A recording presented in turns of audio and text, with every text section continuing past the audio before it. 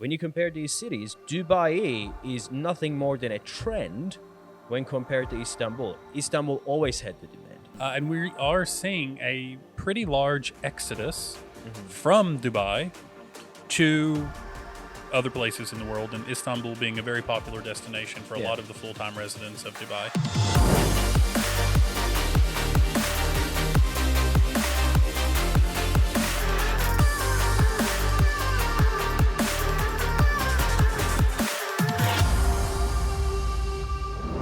Hey guys, welcome back to another episode of Straight Talk. We're in Istanbul with Justin Mays, but look who's passing. Come here.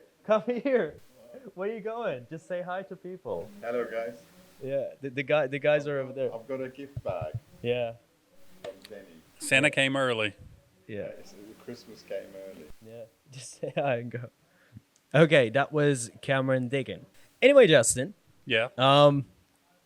what I want to talk about in this episode is Dubai versus Istanbul. Hold on now. A lot of our clients. Wait, I want to cut you off. All right. I want to touch base on the facial movement. I feel like my face is moving a lot the last couple videos we've done. You got some lines, yeah. I think I'm looking at you, guy. I'd better not see any comments Yeah. about my face being motionless. Yeah, there was this guy calling Justin as being this smart guy with a motionless face, but lately there has been a lot of motion. But you on know your that face, that critique's made me really practice my the motion of my you face. you have the facial muscles there. It's brilliant, and this episode is going to be a fun one. I can tell. Dubai versus Istanbul. A lot of people, especially people from the subcontinent, places like Pakistan, India, Bangladesh. When we're getting inquiries from them, you know this better than I do, but I'm just, for the sake of explaining it. When you get on the phone with them, they're all like, yeah, I love Istanbul, I love Turkey, it's all good, I want to invest there, I want to live there, I want to get Turkish citizenship, but I am evaluating this, Dubai option as well. And we hear that a lot of times. In my opinion, there is no comparison between these two cities. Look, Istanbul is a city. When Istanbul was conquered by Sultan Mehmed, people in Rome said the city has fallen. The city has fallen. You know what does that mean? That means that there was only one city at the time, and that was Istanbul, and that was called Constantinople. Right. It's the world's biggest city. Well, we could go back and find a lot of quotes that talk about Istanbul being the center of the universe, basically. Yeah. From that standpoint, historically speaking, there's no comparison. That's what I'm saying. So, from a romantic standpoint. And you're a romantic guy. Yeah, very much so. That there is no comparison between these two places. But however, Dubai is, in the last 50, 60 years, it went from a desert into this metropolis that it is today. And there are so many new developments and etc. And yes, Dubai has a charm. Yeah, let's not knock it. That's an amazing accomplishment. Good on them for that. Of course. Why not? History books will be written about the rise. Yeah. But unfortunately, it does look like the fall is coming pretty soon. That's what I'm going to say. In Istanbul, you have an organic population. True. You have everything here is organic. Okay? Right. In Dubai, let's say that there's a little bit of crisis. 70% of the city will be gone. Boom. Right. Because everybody in Dubai have their second homes back in Pakistan, India, South Africa, even Europe, all of those places. Istanbul has an organic population. Yeah, we're experiencing that with our clients. Yeah. I've got several clients who are even living in Dubai, especially that demographic, India, Pakistan, that region, Bangladesh, even some Brits who are in Dubai currently. In the UAE, and they're looking to get out, but flights have been canceled to Turkey, or you have to show that you're going back to your home country. There's all of these weird kind of political things that are taking place right now because there is somewhat of a financial, I hate the word crisis, but there is a little bit of a financial situation that's taking place. And we are seeing a pretty large exodus from Dubai to other places in the world, and Istanbul being a very popular destination for a lot of the full-time residents of Dubai. Yeah. And I've said this to my clients in the past. They said, well, I invested in Dubai. And I said, that's fantastic. When did you invest? And they said, oh, 2006, 2007, and I made good money. Okay, great. Because at that particular point in time, all of the travel magazines, all of the tourism publications were talking about how Dubai was going to be this next big destination, luxury travel, these type of things. But I think Dubai has gotten to a point where it's priced itself out. The normal traveler can't enjoy Dubai, No. can't enjoy Abu Dhabi. So, they've really limited themselves. And then some of the economic constraints, like as business owners, you're only allowed to own 49% compared to the part of the business must be held by 51% of it by an Emirati.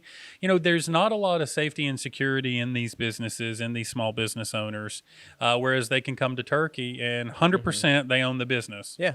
They don't need me. They don't need you to be a part business owner. I mean, our business is living proof that you don't need a Turkish person to sign with you to establish a business. Yeah. So, these kind of things, when you look at it, if you're thinking about your lifestyle, you're thinking about your opportunities as an entrepreneur, as a laborer, as a worker, you have to take all of these into consideration. Of course.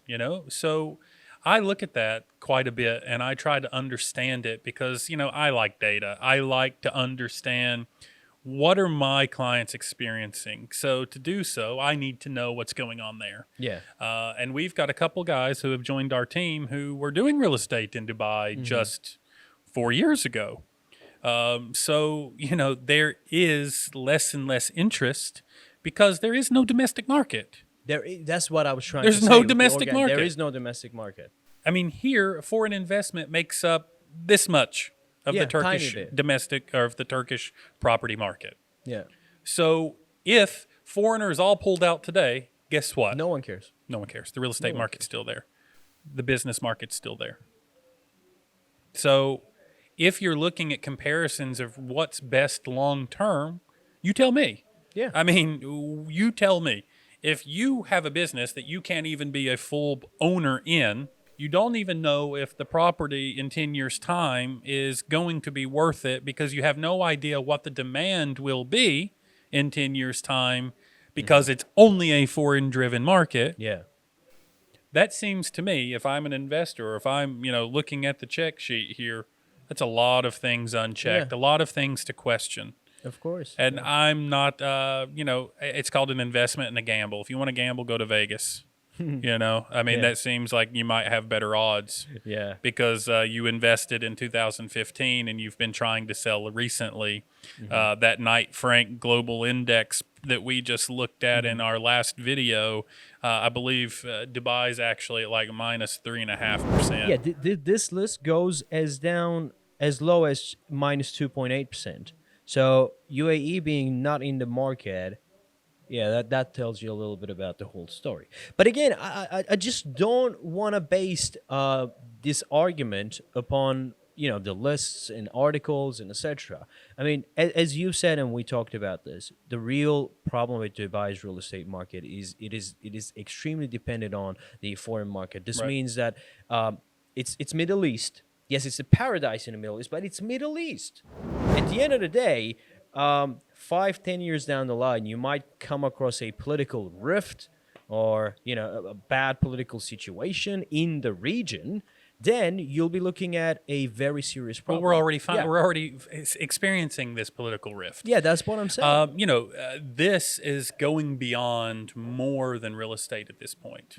Now, I don't want to get into the geopolitics of the region right now. Yeah. But what I will say is that there are a lot of moving parts, and this Dubai versus Istanbul or Dubai versus Turkey, UAE versus Turkey comparison is taking place not only in real estate, but at much higher levels. True. Based on the relationships in the region. Yeah. Between both countries. And I would encourage those who have considered that to take a look at what those alliances are. Yeah. And kind of see who does really own a lot of the power in the region. Yeah. So there's a lot of factors involved with that from real estate, but like I said, I don't want to offend anyone or No, get of onto course that not. little tangent about geopolitics, but it's something to at least be educated on, because course, the geopolitics kind of explains the reason that there's a downward turn in the financial systems in Dubai and the interest level.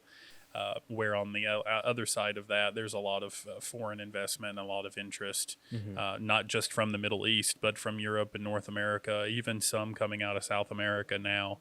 I believe actually we just recorded in the last 2 months our first sale from South America, from Colombia, I think. So, there's a lot of different dynamics taking place. Comparing Dubai to Istanbul for me is an utter nonsense, because when you compare these cities, Dubai is nothing more than a trend when compared to Istanbul. Istanbul always had the demand. Istanbul was always the city. Dubai is here now, but is that guaranteed that it's going to be here tomorrow? And as a property investor, you're always thinking about the long term. You should definitely have to think about these things. But go ahead. Well, even if I'm Go ahead. thinking short term, Yeah. the market's down. Prices are dropping. It might be a good time that if you were looking like for a holiday home to jump into Dubai. Yeah. But if you're trying to make any kind of money out of it, I would be very hesitant. It would take a lot of research to make sure that you were buying into something that could make sense. Yeah. Here you can throw a rock and hit something that you could at least get your returns back, or even make some profit off of in the next 24 or 36 months. And that's saying something. And if you really do your homework, we can find you something that you can be quite successful with. And that's with a moderate risk level. I mean, this is not something. This is what I actually like about the Turkish market, is you're not really going to buy into something. We are never going to advise you into something where you're going to, take excessive losses, or there are always one-off situations, but that's usually not something where we've actually recommended it. Yeah. We've had one-off situations, obviously, where client was just adamant and going forward with something that we were against. But at the end of the day, we're not going to tell you, no, you can't do something. Yeah. I think there's a lot of opportunity and a lot of potential. Have real conversations with your advisors. Yeah. Talk about the market, really understand, man, where am I going to make money? Where am I not going to make money? What can I buy here for that money? These are the questions you should be asking, because that will give you the best insight into the Istanbul market. Of course. Yeah. For a lot of people, they're throwing their life's investment at risk. So they have to do their due diligence. Right. Do Definitely. the due diligence. Yeah, exactly. With information and how it pertains to Don't your trust investment. anyone. Don't trust. Okay, we're trying to give us what we think about the matter, but don't trust us. Go out there, do your own research. Because at the end of the day, who are we? We are Property Turkey. Right. We talk about the facts, the things that we believe are true, but we're not gods. We're not the gurus. We might be No, we wrong. want it to be advantageous for us, That's obviously. what I'm saying. Yeah. So anybody can be wrong. Absolutely. So do your due diligence. Don't blame anyone, because it is your money at the end of the day that you're putting at risk. So Dubai versus Istanbul, make a choice. And Justin, thank you very much. Yeah, no worries. See you in the next one.